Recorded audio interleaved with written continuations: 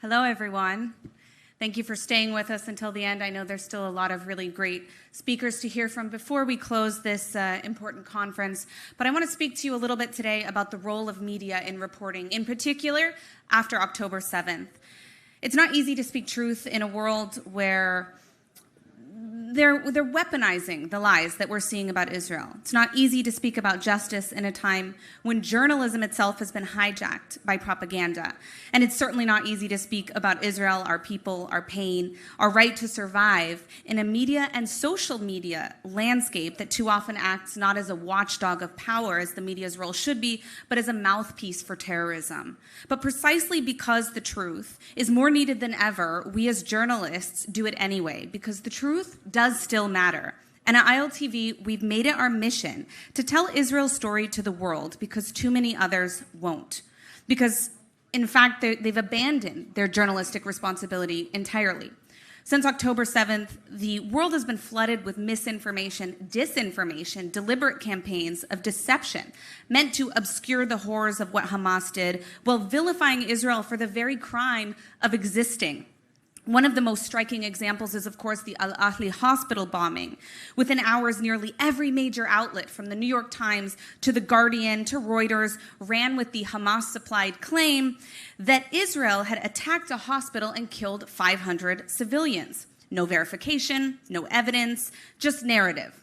Only days later, it was confirmed that the explosion was actually caused by an errant Islamic Jihad rocket intended to be fired at the state of Israel. And in fact, 500 hadn't died. Between 40 to 50 had died when it hit the parking lot of a hospital. But the blood libel, had already spread globally. These narratives, they weren't just born on the battlefield. They were seeded and nurtured by powerful actors, state-run propaganda from the Islamic regime in Iran and Qatar. They're filtered through platforms like the Qatari state-run media, Al Jazeera, and spread like wildfire through social media. What we're witnessing is not just a war on Israel, it's a war on the truth itself. Too much of the international press has echoed Hamas talking points word for word, repeating unverified casualty statistics from Hamas's health ministry, using loaded terms like genocide with no evidence, while barely mentioning the fact that we still have 58 hostages in Hamas hands.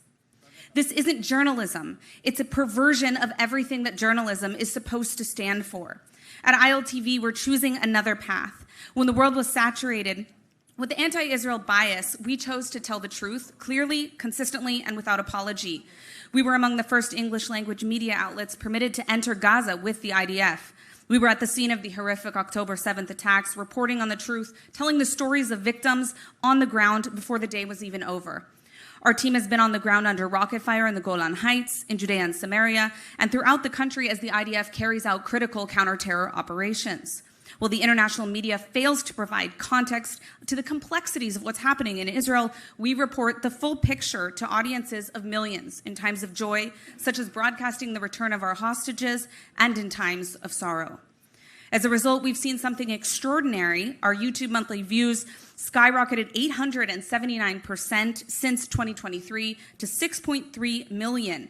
It proves just how desperately accurate, clear English language reporting is needed. On social media, we now reach millions of views every month. Our content is broadcast across 11 channels, and we're soon to be launching a 24/7 channel with regular updates about what's happening on the ground in Israel. But it's not just the numbers, it's the impact. We've brought in some of the biggest names in journalism, military, diplomacy, and human rights, not for sound bites, but to explain the truth about Hamas, about the Islamic regime in Iran, and about Qatar, and most importantly, why this fight matters to everyone, because Israel's fight is your fight too in the United States and in Europe. We've been so effective, so clear, and so consistent on exposing, for example, the Islamic regime in Iran, that ILTV itself has been targeted at times in cyber attacks because of our activity. And that's because when truth is spoken loudly enough, it becomes a threat to tyranny, and that's what journalism, or good journalism, should do. But let me be absolutely clear. This battle isn't confined to the Middle East. It's a byproduct of the disinformation war what we now see erupting in our universities, our communities, our streets.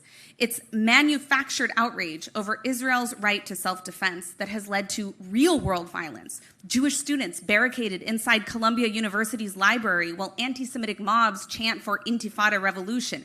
Synagogues firebombed in Sydney, Australia, defaced in Montreal, Toronto, and Los Angeles. At UCLA, students wearing IDF shirts were dragged by their hair and beaten while campus police stood down. At Cooper Union, here in New York, Jewish students had locked themselves in a library while pro-Hamas rioters banged on the glass outside. And in Germany and other European countries, we've seen Holocaust memorials repeatedly defaced. This is not spontaneous grassroots activism.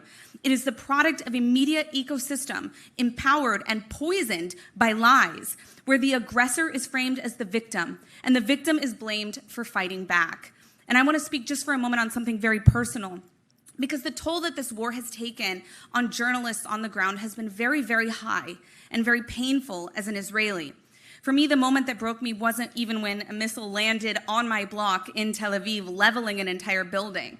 It was when I was anchoring live, with horror, the twisted hostage release ceremony of Eli Sharabi, when Hamas forced him to stand on stage and say that he was looking forward to seeing his wife and daughters upon returning to Israel, when we already knew that Hamas had murdered his wife and daughters on October 7th. That moment was pure psychological torture. I remember crying for most of the day, despite the joy that we felt at seeing the return of some of our hostages come home, because the world and the media didn't seem to care about how savage the cruelty of Hamas was. They didn't care about the depravity. They didn't even care about the basic humanity of a man knowingly speaking about reuniting with his family that had already been murdered. No one involved, not even the Red Cross, had the moral courage to say we won't participate in this.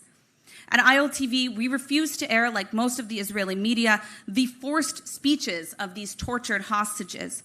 But much of the international media and social media platforms stayed completely silent after these events. That was the day that I really lost faith in the international press. But that doesn't mean that we walk away. It means that we step up. Because if we don't tell the truth, no one will.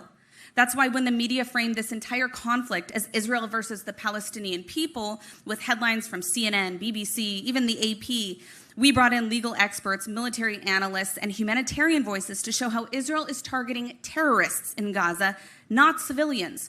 We published footage of leaflets dropped, warning issues, humanitarian aid trucks that were being coordinated, all while Hamas is using its own people as human shields. When the media accused Israel of blocking that humanitarian aid, we showed the truth that Israel was facilitating daily deliveries of humanitarian aid. When media outlets platformed October 7th deniers, we stood tall and we told the truth about what was happening on the ground. And when this war was presented, most importantly, as Israel's war alone, what we still see today in much of the media, we reminded the world this isn't a war about land, it's about civilization. The Islamic regime in Iran and its proxies, Hezbollah, Hamas, the Houthis, Islamic Jihad, they are seeking to dismantle Western civilization. With their drones, their missiles, their bombs, they may not have reached Paris or New York yet, but their propaganda certainly has.